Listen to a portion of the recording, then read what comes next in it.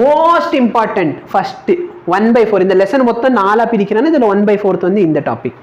சரியா? என்னென்ன சொன்னேன் நல்லா பாரு. Force, field, potential difference, potential இது ஃபோர்ஸுக்கு வந்தாச்சு. நீட் இந்த உன்னோட இந்த PYQன்னு போட்டிருக்கேன்னு சொன்னால் அதுவும் போர்டோடது. சரியா? PYQன்னு போட்டிருந்தா அதோட போர்டோட கொஸ்டின் பேப்பர். நல்லா பாரு. சப்போஸ் என்கிட்ட 2 சார்ஜ் இருக்குது, 2 சார்ஜ் இருக்குது.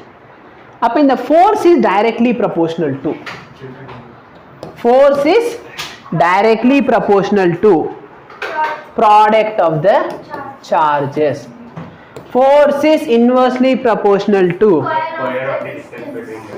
எங்கேயோ பார்த்த ஞாபகம் இருக்கா? Gravitation. என்ன சொல்லும்? Force is directly proportional to product of the masses. Inversely proportional to அப்படியே காப்பி அடிச்சிட்டாங்க. மாஸுக்கு வந்தா சார்ஜ் வார்த்தையை மட்டும் மாற்றி விட்டாங்க. அப்போ இதை நான் ப்ரொபோர்ஷனாலிட்டி ரிமூவ் பண்ணணும்னா என்ன பண்ணணும்? சம் கான்ஸ்டன்ட் கேன்னு வச்சுக்கோ. கே என்ன கூடி சீக்கிரம் பார்ப்போம். K Q1 Q2/R². Then what is Coulomb's லா? அங்கே நியூட்டன் கொடுத்தாரா, இங்கே கூலும் கொடுத்தாரு. கூலும் என்ன சொல்றாரு? இந்த மேக்னிடியூட், இந்த மேக்னிடியூட் ஃபோர்ஸோட magnitude of the electrostatic force, ஃபோர்ஸோட மேக்னிடியூட் பார்த்தனா directly proportional to product of the charges, inversely proportional to Coulomb's law முடிஞ்சு.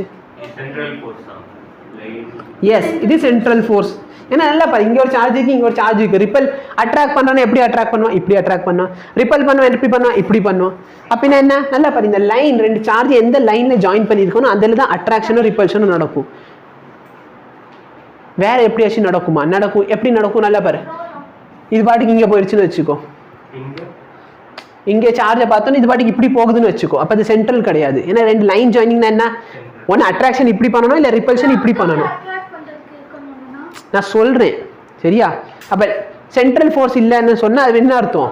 அது வந்து இப்படி நடக்காது, அது பாட்டுக்கு எப்படியோ போயிடும். சரியா? அட்ராக்ஷன் நடக்கணும்னா இதே லைனில் நடக்கணும், ரிப்பல்ஷன் நடக்கணும்னா இதே லைன், ட்ராக் மாறக்கூடாது. சரியா? புரியுதா? இதுதான் சென்ட்ரல் ஃபோர்ஸோட எக்ஸாம்பிள். பட் நீ சென்ட்ரல் ஃபோர்ஸ் போடலனாலும் பிரச்சனை இல்லை. Force is directly proportional to product of the charges, inversely proportional to distance between them. Permittivity of free space, இதோட பேர் வந்து எப்சிலான் நாட். இதில் எப்சிலான் நாட்னு இருக்கும். இந்த எப்சிலான் நாட்டோட வேல்யூ பார்த்தோன்னா 8.854 into 10 power minus 12 Coulomb square Newton inverse meter power minus 2. சரியா? யூனிட் எப்படி வந்துச்சு? ஹோம்ஒர்க் சரி சொல்லிடுறேன். ஃபார்முலா என்ன? F is equal to இந்த K பார்த்தோம் பார்த்தியா? இந்த K என்னன்னு பார்த்தோன்னா 1/4 எப்சிலான் நாட். எப்சிலான், இந்த எப்சான் தெரியுமா? எப்சான் கம்ப்யூட்டர் கேமரா இது வந்து அந்த பிரிண்டர் இருக்கு பார்த்தியா? எப்சான். இது எப்சிலான். ரொம்ப அவசியமான வேலை. இல்லை, நான் அந்த எப்சானை கொண்டு வந்து ரொம்ப அவசியம்னு சொன்னேன். இப்போ நல்லா பாரு, எனக்கு எப்சிலான் நாட்டோட வேல்யூ எப்சிலான் இங்கே கொண்டு போயிடுவேனா? ஃபோர்ஸ் இங்கே வந்துருமா? அப்போ epsilon is equal to Q1 Q2R². இங்கே ஃபோர்ஸ் இருக்கும். Q1 Q2னா என்ன? சார்ஜ். அப்போ சார்ஜோட ஸ்கொயர். நியூட்டன் இந்த டினாமினேட்டரில் இருக்கா? அப்போ newton power -1 metre square. Metre டினாமினேட்டரில் இருக்குமா? புரியுதா? அப்போ வேற என்ன ஹோம்ஒர்க் கொடுக்கலாம் இதில்? இது வந்து ஒரு வேல்யூ. இதில் இன்னொரு ஹோம்ஒர்க் என்ன? டைமென்ஷன் அனாலிசிஸ் பண்ணு. இதோட டைமென்ஷன் அனாலிசிஸ் என்ன? சியோட டைமென்ஷன் தெரியுமா? A into T. நியூட்டனோடது என்ன? mLT power -2. மீட்டருக்கு என்ன? L. அப்போ L². கரெக்டா? இந்த இடத்துல நான் சொன்னது மீட்டர் ஸ்கொயருக்கு L². ஸோ அதை வந்து மேலே கீழே அதை டிவைட் பண்ணி மல்டிப்ளை பண்ணால் உனக்கு கிடைக்கும். பட் வாட் இஸ் சரி ஓகே, அந்த value okay. What is free space?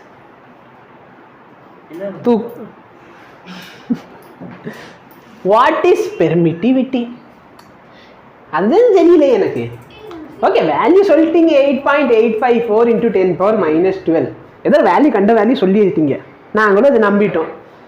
எவ்வளோ நீங்கள் எக்ஸாமில் கேட்டால் எங்களுக்கு ஞாபகம் இருக்காது, நாங்கள் இந்த வேல்யூ மனப்பாடம் பண்ண மாட்டோம். அட்லீஸ்ட் அது என்னன்னாச்சு சொல்லுங்களே, கரெக்டா இல்லையா? இப்ப நல்லா பாரு, நான் பேசுறது உனக்கு வந்து கேட்கணும். கேட்கணுமா கேட்கக்கூடாதா? கேட்கணும். அப்ப நான் பேசுறது வந்து யாராச்சும் பெர்மிட் பண்ணாதானே உன்கிட்ட வரைக்கும் வரும். கரெக்டா இல்லையா?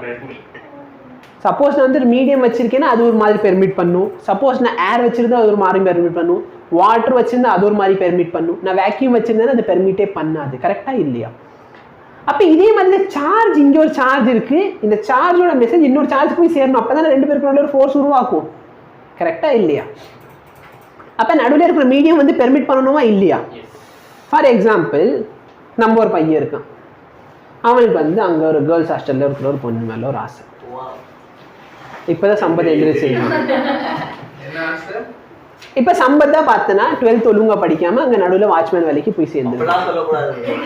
நீ இப்ப நடுவில் படிக்காம அது அந்த விஷயத்தை மட்டும் வாவனு வந்து அந்த நிலைமை தான் உனக்கு வரும். அப்ப நல்லா பார்த்தனா இங்க இருக்கிற பையனோட மெசேஜ் அங்க போய் சேரணும். அப்ப நடுவில் இருக்க நம்ம வாட்ச்மேன் பெர்மிட் பண்ணணும். நம்ம வாட்ச்மேன், நீ ஏன் வாட்ச்மேன்? நானு அப்ப நான் இந்த கதையில இருந்தே வெளியே போயிடுறேன்னு சொல்லி பிரச்சனையே இல்லை. நீ அந்த பையனா இருக்கணுமா? சரி, சம்பத் வந்து ஒரு பையன், நான் கதையில இருக்கிற ஒரு பையன்னு சொன்னேன். ஹைப்போதெட்டிக்கலி ஒரு பொண்ணுக்கு லெட்டர் அனுப்ப எப்படியோ தைரியம் வந்துருச்சு. சரியா? இப்ப நல்லா பார்த்தனா இங்கல இருந்து அங்க வரைக்கும் ஒரு ஃபீல்டு போகணுமா இல்லையா? அப்பதானே ஃபோர்ஸ் வரும். கரெக்டா இல்லையா? ரெண்டு பேருக்கு நடுவில் அட்ராக்ஷன் வரணும்னா கரெக்டா இல்லையா? ரெண்டு பாடிக்குனா அட்ராக்ஷன் ஃபர்ஸ்ட் வந்து இங்கே தான் மெசேஜ் ஆச்சு போகணும். கரெக்டா இல்லையா? அந்த மெசேஜோட வேலை பார்த்தீங்கன்னா எலக்ட்ரிக் ஃபீல்ட் பண்ணும். அது வந்து ஒரு 2 லெக்சருக்கு அப்புறம் நம்ம பார்ப்போம். சரியா? நீ வெட்டியா வாய் பேசாத. உனக்கு அந்த பையனை இடத்துல நிப்பாட்டிட்டே இல்லை, நீ அங்கே நில்லு. சரியா? அது சாமு கடை என்ன மெசேஜ் அனுப்பணும் உட்காந்து எழுது. இப்ப நல்லா பார்த்தனா இங்க இருந்து ஒரு மெசேஜ் அங்க போகணும். நடுவில் வாட்ச்மேன் பெர்மிட்டே பண்ண மாட்டேன், நான் அனுப்ப மாட்டேன்னு சொன்னான். சரியா? நான் அப்படி பண்ண அந்த பொண்ணு போய் அடிச்சு விடுவாங்க, நல்லா போய் கிடைக்கலையா, வாழ்க்கை வீணா போகணுமோ உனக்கு அப்படின்னு சொல்லிடலாம். சரி, இப்ப நல்லா பார்த்தனா இந்த மெசேஜ் அங்க போய் சேரணுமா சேரக்கூடாது. அப்ப நடுவில் பெர்மிட் பண்றதுக்கு ஒரு இது இருக்கணும்ல. அப்ப அந்த ஃபேக்டர் பார்த்தனா டிஃப்ரெண்ட் மீடியம்ஸை பொறுத்து மாறும். அப்ப ஏர்ல இல்ல வேக்யூம்ல பார்த்தனா இதுதான் பெர்மிட்டிவிட்டி. அப்ப பெர்மிட்டிவிட்டின்னு என்ன? இந்த சார்ஜோட எஃபெக்டை அந்த மீடியம் எந்த அளவுக்கு பெர்மிட் பண்ண போகுது. ஃப்ரீ ஸ்பேஸ்னா வேக்யூம். புரியுதா? எனி டிஃபிகல்ட்டி இல்ல? தேவையில்லை, எனக்கு தெரியல. என்னோட டே 1 வீடியோவில் கமெண்ட் செக்ஷனில் யாராச்சும் என்ன தப்பாக பண்ணியிருக்கேன்னு சொல்லியிருப்பாங்க. நான் அதை வந்து ஹார்ட் போட்டு எஸ் கரெக்ட்னு சொல்லியிருப்பேன். அதில் செக் பண்ணிக்கோ. கேவோட வேல்யூனா 1/4πε0. அப்போ இந்த இடத்துல 4πε0 இந்த எல்லா வேல்யூ சப்ஸ்டியூட் பண்ணு. 1/4 கான்ஸ்டன்ட், π கான்ஸ்டன்ட், ε0 கான்ஸ்டன்ட். இது எல்லாத்தையும் நீ சப்ஸ்டியூட் பண்ணா உன் வேல்யூ 9 × 10⁻9. டைமென்ஷன் யூனிட் என்ன? நல்லா பாரு, எப்சிலான் டினாமினேட்டர்ல இருக்கா? அப்போ இது நியூமரேட்டர். இந்த வேல்யூ மேலே வரப்ப newton metre square coulomb power -2. எங்கேயாவது இதே மாதிரி ஒரு ஃபார்முலா பார்த்திருக்கியா? Newton metre square kg power -2. Capital G universal gravitational constant. Newton metre square coulomb power -2. அங்க வந்து மாஸ்னால நடக்கும், அதனால மாஸ் பவர் -2 இருக்கும். இங்க சார்ஜ்னால நடக்குது, அதனால கூலும் பவர் -2. என்ன டிஃபிகல்ட்டி? Permittivity in medium. மீடியம்ல எவ்வளவு சார் பெர்மிட் பண்ணும்? இந்த மீடியமோட பெர்மிட்டிவிட்டி எப்சிலான் எழுதுவேன். மீடியமோட என்ன எழுதுவேன்? எப்சிலான் எழுதுவேன். What is this epsilon? This epsilon is nothing but epsilon naught into epsilon r. சரியா? epsilon r பார்த்தனா அந்த மீடியம்க்குன்னு ஒரு வேல்யூ இருக்கும் பாத்தியா? எஸ். இப்போ ஃபார் எக்ஸாம்பிள் வாட்டர் பார்த்தனா 18 இருக்கும். வாட்டரோட வேல்யூ பார்த்தனா 18 இருக்கும். 80. அப்போ இது பார்த்தனா ஒரு மெட்டீரியலை பொறுத்து மாறும். அப்போ டோட்டல் எப்சிலான் பார்த்தனா epsilon naught into epsilon R. அப்போ இந்த இடத்துல கேவோட வேல்யூ என்ன ஆயிரும்? கே பார்த்தனா 1/4πε0 எப்சிலான் ஆர். புரியுதா? திவ்யா தலை வலிக்குதா?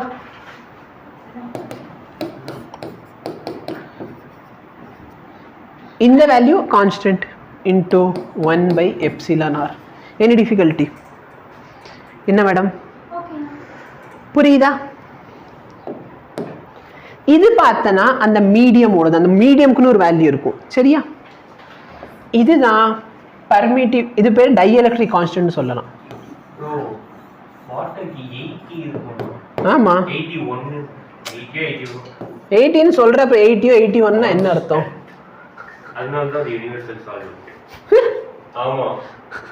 டேய் இங்க சார்ஜ் பத்தி பேசுறோம். கெமிஸ்ட்ரி இங்க பாரு, இங்க சார்ஜ் வந்து எவ்வளவு தூரத்துக்கு பர்மிட் பண்ண போகுது அதானே பேச்சு ஓடிக்கிட்டு இருக்குது. அது வந்து தண்ணியில வந்து என்ன சால்வெண்ட் தானே சொன்னேன். சால்வெண்ட்னா என்ன? அது ஈஸியா கரையும். சார்ஜோட வேல்யூ பாஸ் பண்ணதுக்கு கரையிறதுக்கு ஏதாவது சம்பந்தம் இருக்கா? அப்ப நல்லா பார்த்தனா இது டைஎலக்ட்ரிக் கான்ஸ்டன்ட். அப்ப எங்க கேவோட வேல்யூ எப்சிலன் நாட்டா? இங்க வேற போட்டுருக்கீங்க. Epsilon naught epsilon R print பண்ணுங்க, டிவைட் போகுல e epsilon by e epsilon r. இங்க பாரு, எப்சிலன் வந்து epsilon naught into epsilon R. ஓகேவா? அப்ப மீடியம்ல வரதனால இந்த கேவோட வேல்யூ என்ன ஆயிரும்? அந்த மீடியமோட வேல்யூவா 1 4 pi எப்சிலான். அப்ப எப்சிலானுக்கு வந்து epsilon naught into epsilon R. சரி, அப்படின்னா என்ன அர்த்தம்? ஆல்ரெடி பார்த்தனா என்னோட வேக்யூம் வந்து இந்த அளவுக்கு பெர்மிட் பண்ணிச்சு. இப்போ நான் மீடியம்ல வைக்கிறப்ப பாரு அந்த வேல்யூ இன்னும் கம்மியாயிருச்சா? கரெக்டா இல்லையா? நான் வந்து காத்துல மெசேஜ் அனுப்புறதை விட இப்போ நான் என்ன பண்ணுறேன், தண்ணி வழியா மெசேஜ் அனுப்புறேன்னு சொன்னா இன்னும் அந்த ஃபீல்டு கம்மியாயிருமா? இன்டென்சிட்டி கம்மியாகுமா ஆகாதா? புரியுதா? Any difficulty? எல்லாருக்கும் புரிஞ்சா? அது கான்ஸ்டன்ட், அந்த கான்ஸ்டன்டோட வேல்யூ டைஎலக்ட்ரிக் கான்ஸ்டன்ட் சரியா. இல்லைன்னா ரிலேட்டிவ் பெர்மிட்டிவிட்டின்னு கூட சொல்லுவோம். ரிலேட்டிவ் பெர்மிட்டிவிட்டினா ரெண்டுத்துக்கு ரேஷியோன்னு பார்த்தோமா?